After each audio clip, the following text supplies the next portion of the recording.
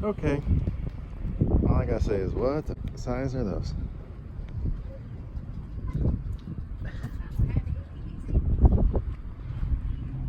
I don't know how to get in. Walmart parking lot. There's my bus over there.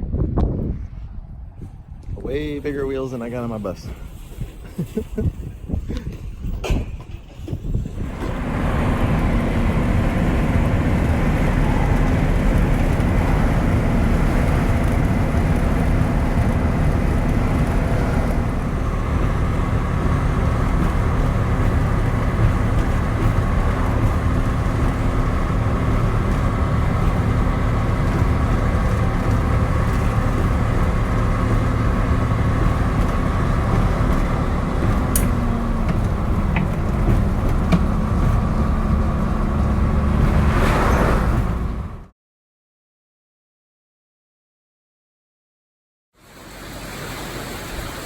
Well, we got here and it's raining, but got a nice view up here. We don't have real good internet. It's raining too much. Well, we got 30 amp power here. Time to go inside.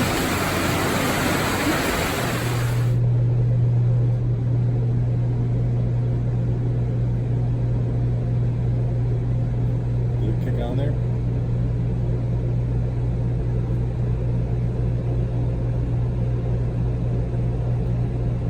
This is 30 amp voltage here, 30 amp breaker at the RV hookup, but the voltage isn't very good. We only have the one air conditioner running.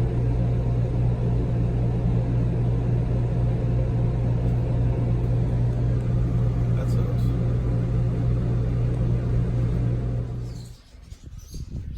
Well, there it is, guys.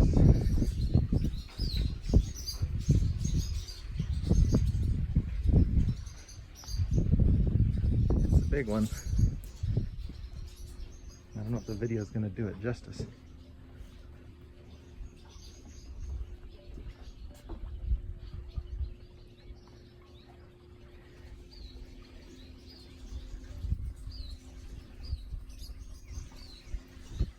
Now, when they bought it, it hasn't run for several years, neither of the engines. So I'm just going to go through them. It's got two inline 671s in it. I think it was, I want to say 46 feet. And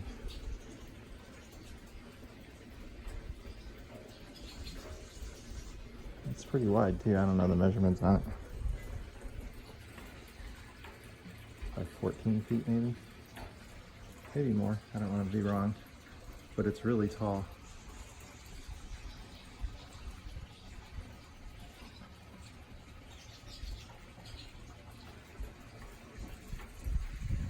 This one's pretty crazy over here by it. It's a pirate ship. Got cannons, skeletons.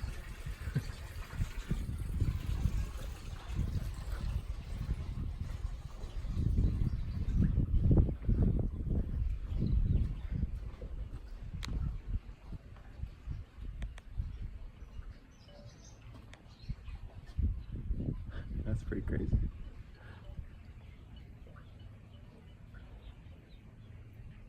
There's a little baby catamaran. I say baby only because it's smaller than Jeffrey's that we worked on.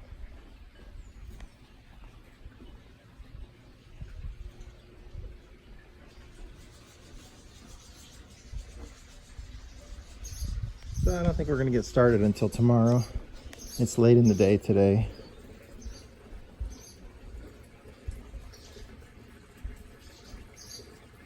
She needs a little work.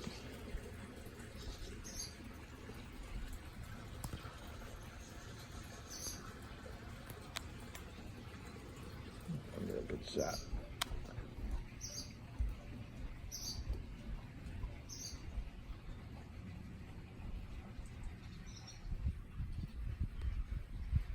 More lighting? I'm good. All right, so here we are. I'm down in the engine compartment here, and we've got two inline 671s, T's. They both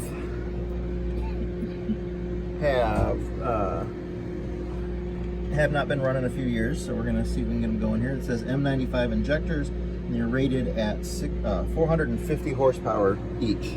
That's for inline 671, and they are turned up, it says, to maximum no load 2650 RPM. So no cooling issues because you're on a boat. In a bus, we would never get away with that much horsepower.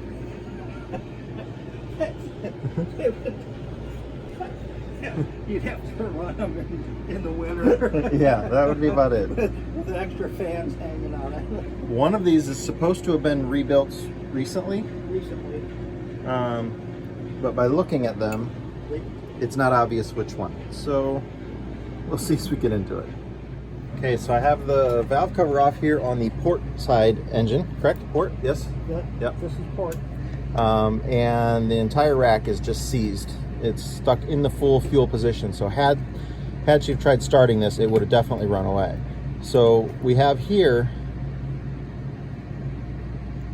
and this is the old style rack where each individual one is hooked. The new spring style individual ones, if one is stuck, then the other ones still work, but this engine would have run away had we tried to start it. So we're gonna go through, I'm gonna remove the rack and see if I can figure out which injector is stuck, and then go from there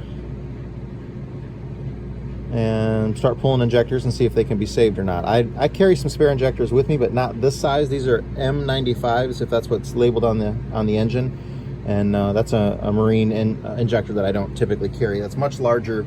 An N65 is normally what's in a 671 for 238 horsepower. So the fact that this has been, more than doubled the horsepower, it's a big injector. Injectors here are free and moving. This one was stuck at first, but I wiggled it and then it was really tight and then it got better. So I feel pretty good. I haven't turned it over yet, but this is the one that's stuck. It's completely seized there. I'll try to get it freed up. I'm gonna try and bar the engine over first. And I don't have a lot of clearance back here, but there's a bolt back there that I can turn it over. We'll see. Okay, so I got a bar on the engine there. Wasn't very easy, and that is 1 5/16", in case you're wondering. Barred it over a couple times. All the injectors, the other ones are still moving, except for that first one is seized. This one that was moving really hard, I've wiggled this one a whole bunch of times back and forth, like tipping it to the left and to the right while you do it. It's much more free than it was. So those are all moving, but this one here is not. So I'm pulled off the crossover fuel, and I'm getting ready to pop the injector out of there and see what we got going on with it. Hole here, and then it goes up that way. And then way down there, there's a whole nother, the galley's down there, and another big berth. And then there's another big bedroom that goes down over that way. Not a very good tour from being down in the hole. This is about 4.5 feet high that I'm standing to get to the engines here. This is with the top off on the one side. And then right now the top is still on this side.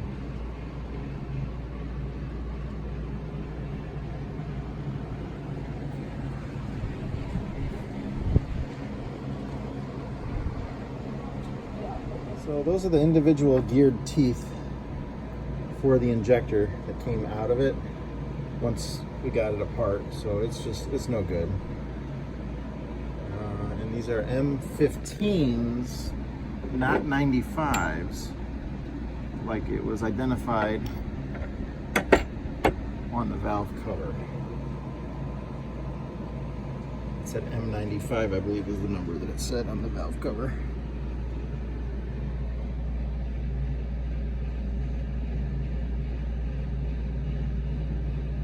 Yeah, M95 right there on the top of that it says.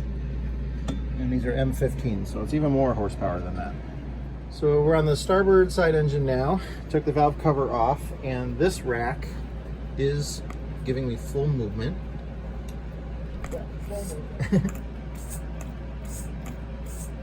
So right now the injectors aren't stuck, but I got to bar the engine over a couple revolutions to make sure it stays that way. So we'll see. It's pouring down rain again.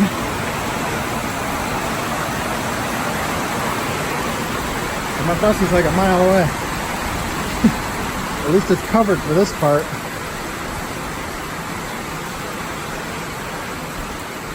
Oh man.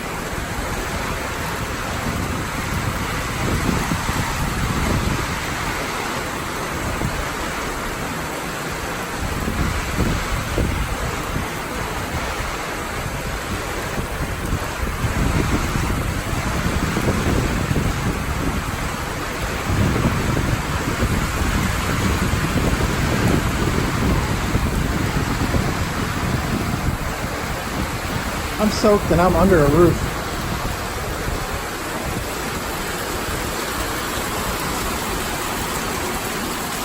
But the roof leaks a little bit.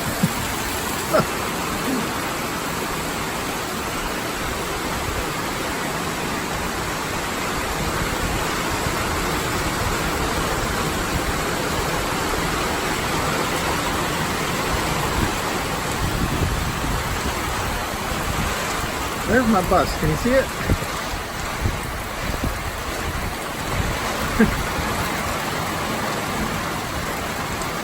That's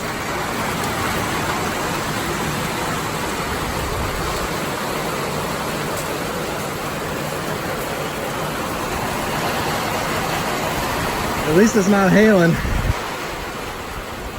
So I'm in the bus for lunch right now. It did stop raining finally. I have the port side motor has a bad injector in it and it's broken, so we're sending that out. We're ordering a new one. It'll be here tomorrow from our buddy Troy at PC Industries. And then on the starboard side engine, the rack moves freely. I barred the engine over a couple times and everything's moving, so that engine is ready to start. So hopefully in just a little bit on the next video you'll see that engine running, and then when I get the parts for the other one we'll get that one going. There's some problems with the throttle linkages that are rusted and seized up, so I gotta fight through that and stuff first and go from there. But just give you an idea where we're at with it, and one engine should be about ready to run, the other one will have the parts tomorrow to do, get it back together. And then the throttle linkage issue, one of them's a throttle cable and there's a throttle synchronizer on there that matches the RPMs. So really you can just control the throttle on one and the synchronizer controls the throttle on the other. I got to make sure that all that is hooked up and linked and working. Super awesome engines. The horsepower rating on them is crazy, the big injectors and all that. It should be fun, and stay tuned for another video after this one.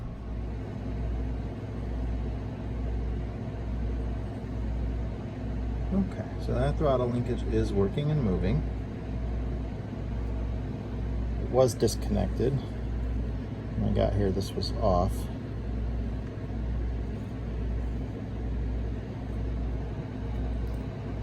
Okay.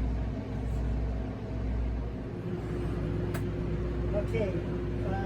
You want to hand me that fire extinguisher too, just so I have it? Extinguisher.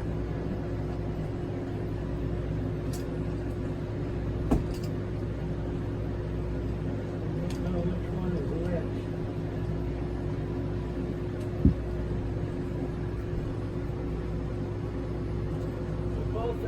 Both engines are energized.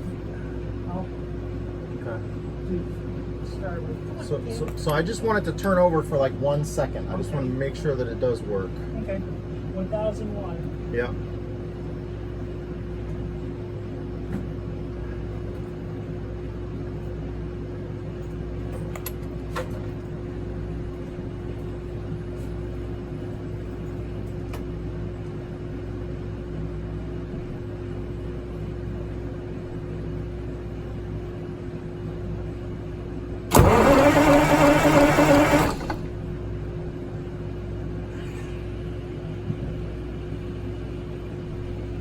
Holding the rack in the off position, so I'm going to do that again. It did good. The engine's turning over. The starter's working. Let's go ahead and do it for about 5 more seconds and then stop. I'm just trying to circulate some fuel through.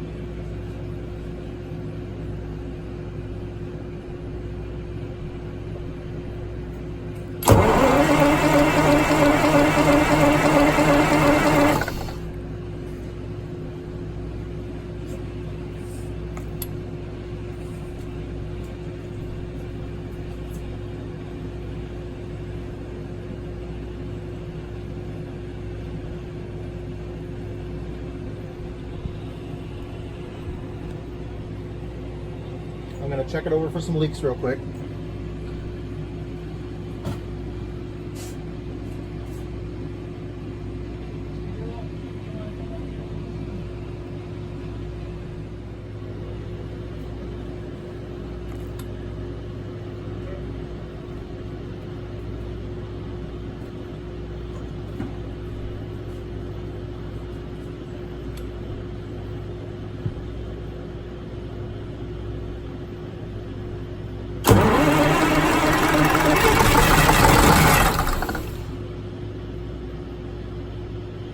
Back off, but she's gonna run.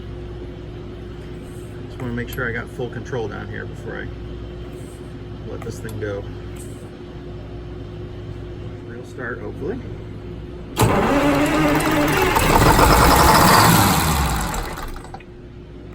turned it back off. It was racing a little fast for what I wanted there. I don't like that at all. Stop! Don't do it anymore.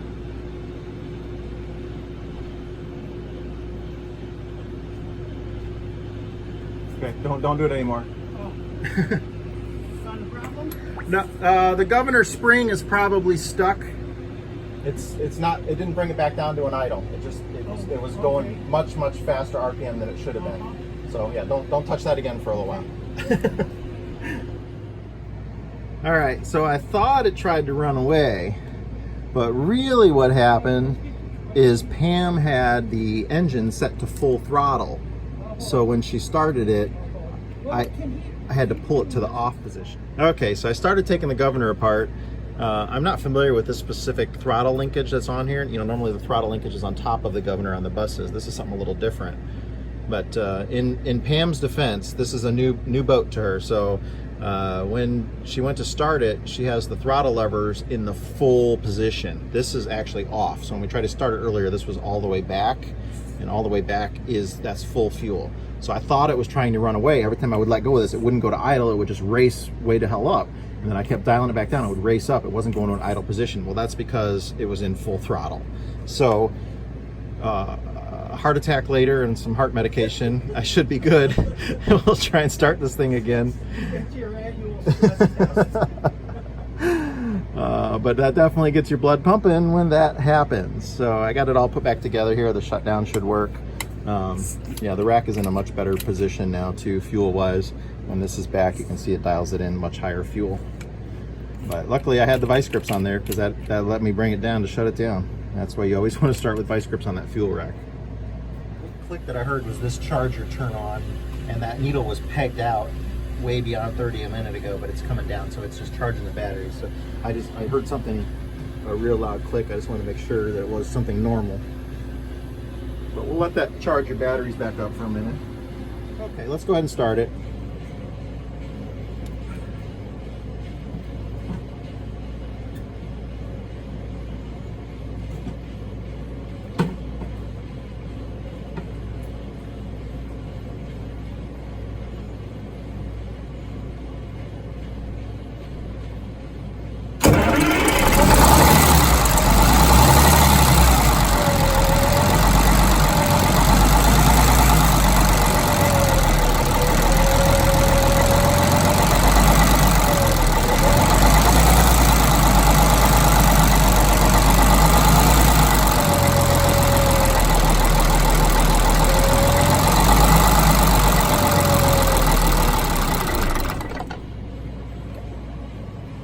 Sounds nice. You see the oil starting to come up in between. People have always asked me where that comes from, how it oils. Very low oil pressure at idle.